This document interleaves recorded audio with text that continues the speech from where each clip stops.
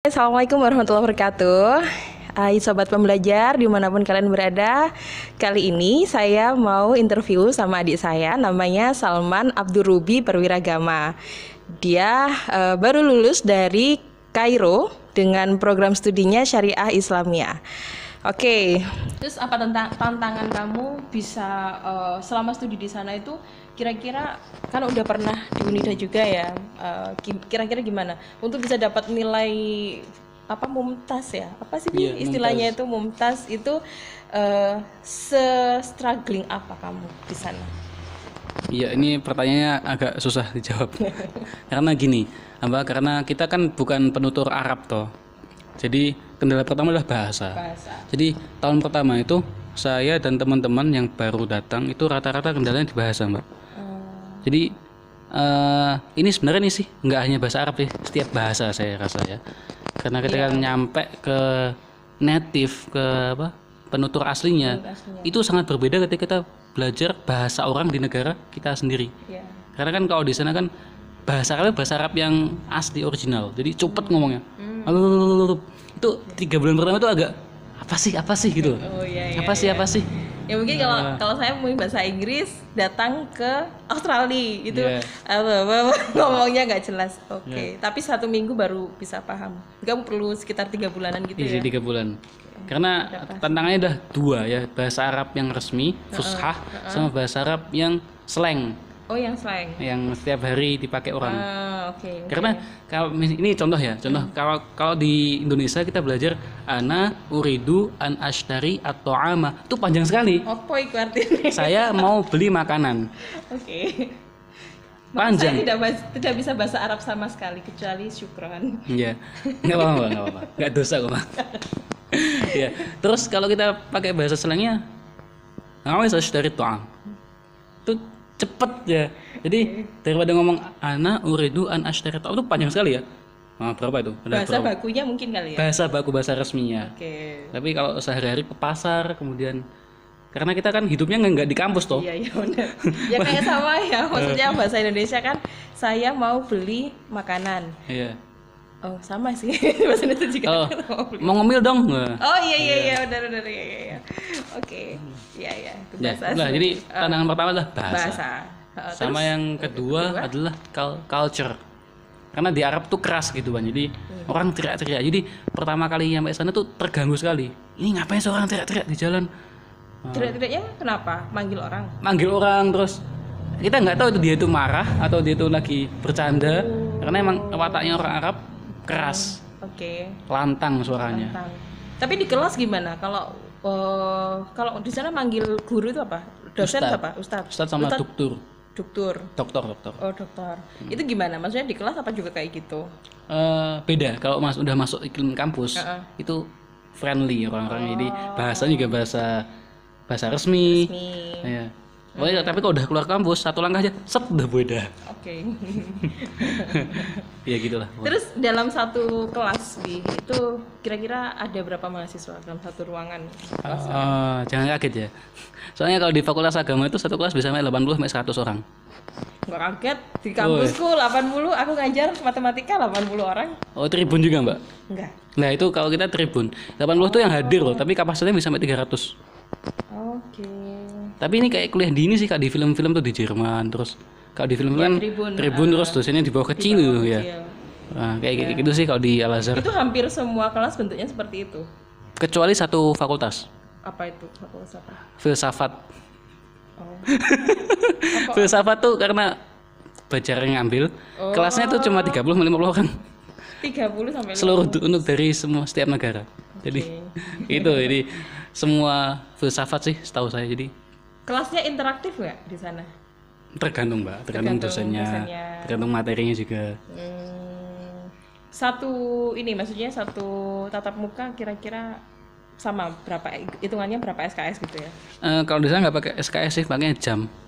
Oh, pakainya jam. Berapa jam? 2. Satu pelajaran 2 jam. Satu matkul 2 jam. Standar sih ya. Maksudnya segituan. Iya. Berarti kendalanya adalah terkait bahasa. Menyajikan gimana? Mungkin kita paham maksudnya, tapi ketika menyampaikan dalam bahasa itu agak ada problem ya. Iya. Dan terlebih nggak semua dosen pakai bahasa resmi. Oh, Terkadang gitu. dusun-dusun yang udah tua, sepuh karena males. Karena kan 2 kali mikir tuh, Mbak. Kan bahasa baku dan bahasa sehari-hari.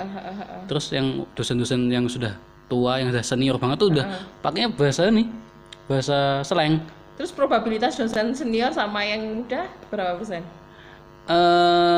Saya nggak bisa ngukur ya. Nah, Cuma lebih banyak yang senior apa yang lebih banyak yang pakai slang apa yang resmi? yang resmi. Alhamdulillah gitu. Ya, tapi sekarang ada kebijakan harus resmi sejak tahun 2018. Sejak 2018. Iya. Oke. Di- Dimana itu kamu sudah mau lulus ya? Iya, udah tahun ketiga. Ya. Terus apa ini tipsnya untuk bisa lulus 4 tahun exactly di syariah Islamnya? Pertama niat sih, Mbak. Jadi apapun tuh ya karena dulu ada apa innamal a'malu binniyat. Dia nyampe Mesir niatnya udah harus lulus 4 tahun. Harus Dan tadi IPK minimal 3, 3,0 3,0 dan bisa haji. bisa haji. Akhirnya kamu haji kapan? Alhamdulillah tiga-tiganya Tercapai. tercapai. Oke. Kok nggak mentargetkan menikah di sana? Apa ya? Masih muda, Mbak. Oh, masih muda. Saya ke Mesir pun nyampe umur 18.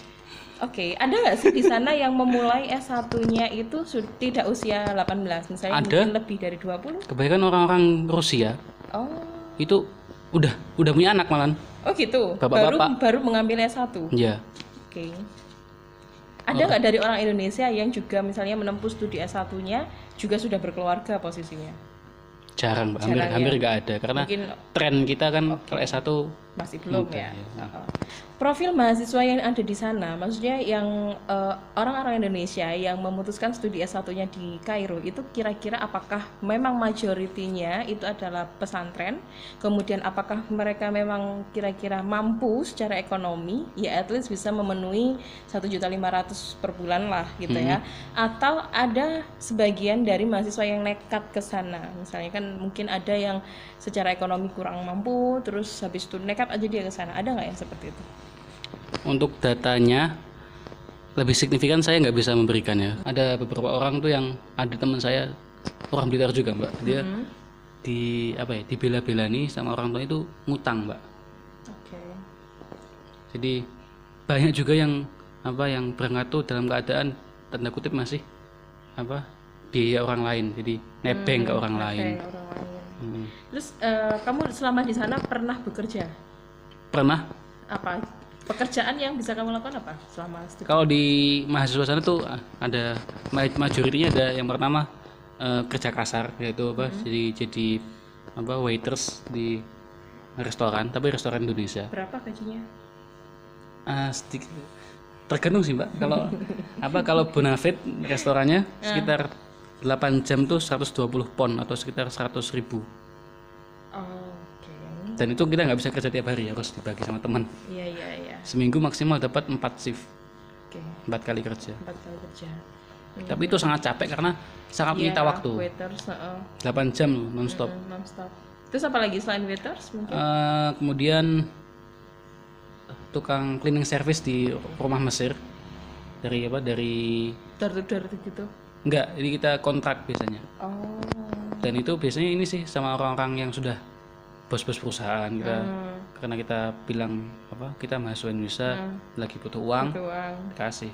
Oke. Dan lumayan gajinya pakai dolar kok. Berapa 1 jamnya gitu? Dia ini per hari. Oh, per hari setara berapa? Ya ini sih Ya mungkin karena kan Kairo kebutuhan hidupnya aja 800-900 ya, mungkin jadi lebih kecil ya. Iya, ini sih beda-beda, Mbak. Oh, Ada yang 1 bulan tuh dikasih sampai 100 dolar. oke. Itu ketika itu 100 dolar itu sekitar karena pon ketika itu masih 990 pon atau ya sama 800.000. Ada juga yang baik hati dikasih 150 dolar. Oh, gitu ya. Padahal seminggu itu pasti paling 3 kali 4 hari aja. Oh, gitu. Dan kita sekali kerja Kerjaan cuma bersihin halaman rumah. Ini teman saya sendiri ya. Dan dia udah karena dia nikah di sana, kemudian dia mau nggak mau harus mengambil kerja seperti itu yang sama orang Mesir. Oke. Dan kerjanya itu sih ya cuma bersihin mobil, kemudian bersihin halaman rumah, kemudian nyapu-nyapu, ya inilah ya ringan lah. Ya kerjanya sekitar maksimal 3 jam. Itu udah lama banget 3 jam tuh. Tapi rata-rata 1,5 jam. Gitu. Itu kasar. Kemudian yang ketiga lah jualan. Jualan apa? jualan gamis ya kan? Bawa dari Indonesia. Enggak, mengekspor dari Mesir ke Indonesia. Oh. Tapi itu ilegal ya teman-teman ya, jangan ditiru ya nanti. Biasanya dibawa ketika pulang ya. Iya, ketika saya juga sempat jadi kurir Pak ya. Demi menyambung kan, just tip menyambung hidup. Kalau pulang gitu kamu berapa kali setahun, apa 2 tahun sekali? Saya pulang 2017, 18, hampir tiap tahun. Tapi itu harus biar mengcover, biar kita nggak terlalu spend dari orang tua. Itu harus ya jadi kurir. Just tip. Pesawat PP berapa Bi? Sekitar 6,5 PP ya. Transit Jakarta ya. Transit Jakarta. Dengan just tip kira-kira berapa persen tertutupi biaya itu? Sampai 50% Mbak. Sampai 50%. Nah, lumayan. Lumayan banget sih. Kan dulu tak kembaliin Mbak. Iya loh Mbak, tak kembaliin Mbak. Ya kan ini demi konten nih. Iya. Oke.